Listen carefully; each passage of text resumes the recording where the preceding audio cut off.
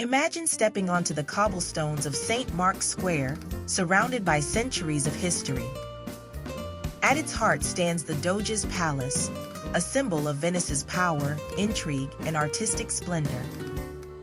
Another day, another place, and today we're diving into the secrets of this Venetian landmark.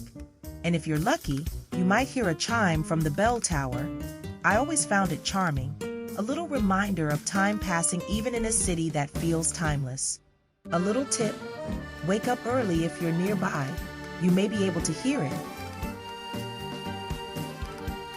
The palace's origins. Picture this. You're in St. Mark's Square, maybe grabbing an espresso, and this incredible pink and white building dominates the view. That's the Doge's Palace, and it's been there for a seriously long time. We're talking way back in the 9th century when the first Doge's Palace was built. Imagine the city back then, a fledgling maritime power establishing its seat of government on these very islands. Over time, the palace grew and evolved, reflecting the growing prestige of Venice. Then, in the 12th century, Doge Sebastiano Ciani decided to make a real statement. He embarked on a massive expansion project, transforming the palace into the grand structure we see today. The style is called Venetian Gothic, and it's like a beautiful marriage of Eastern and Western influences. Imagine the delicate arches and pointed windows of European Gothic architecture, but adorned with the intricate details, vibrant colors, and gold mosaics you might find in a Byzantine church. It's a unique blend that truly captures the essence of Venice, a crossroads between East and West, a city that forged its own artistic identity.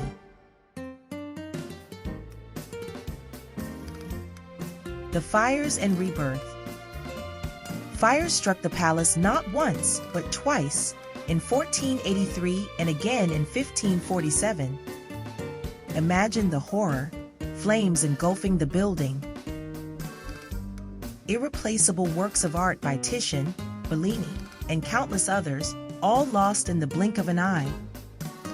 It must have been devastating for the Venetians, a city that prided itself on its artistic heritage. But they weren't ones to give up easily.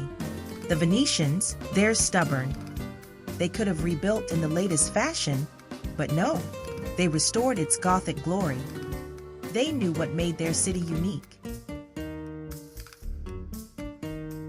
The Bridge of Sighs and a notorious prisoner.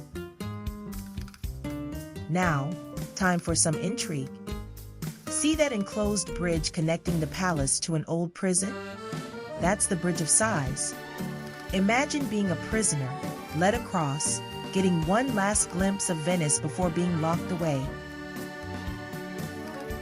Speaking of notorious prisoners, Giacomo Casanova, a name synonymous with adventure and romance, found himself imprisoned in the Doge's Palace in 1755.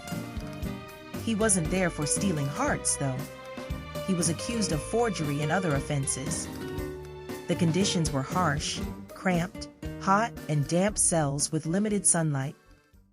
But Casanova, ever the resourceful man, refused to accept his fate. He hatched a daring escape plan, befriending a fellow prisoner, a priest, and using his charm to gain access to restricted areas. Over several months, they chipped away at the ceiling of their cell, using a makeshift chisel and collecting the debris in a bag. Finally, on a stormy night, they broke through the roof and climbed down the palace walls using knotted sheets. Casanova's escape became legendary, adding to his reputation as a master of improvisation and a man who wouldn't be easily contained. Beyond the Doges, Venice's fall, then rise. The Doges might be gone, but Venice, for centuries, seemed unstoppable. Then came Napoleon. He put an end to the Republic in 1797, over 1,000 years of independence lost. Venice was bounced between Austria and France for a while before finally unifying with Italy in 1866. Now, imagine the palace. Once the heart of a vast empire, it began to decline. Paint peeling, stones crumbling. That's a harsh reminder that even the mightiest powers fade. But in the 1900s, Italy woke up.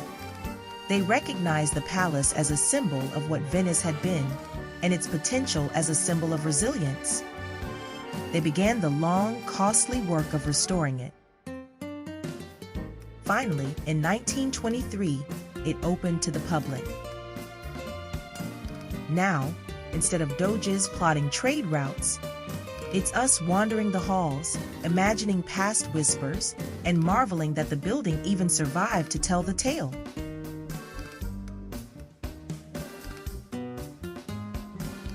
From ducal residence to a testament to resilience, the Doge's Palace mirrors the story of Venice itself. But enough history, let's get practical. If you're planning a visit, here are some quick tips. First, book your tickets in advance. This place gets crowded and you don't want to miss out. Second, consider a guided tour, especially if you love the stories behind the art. And third, give yourself time. Don't rush. Take in the details. Imagine those doges scheming. It's the kind of place meant for savoring.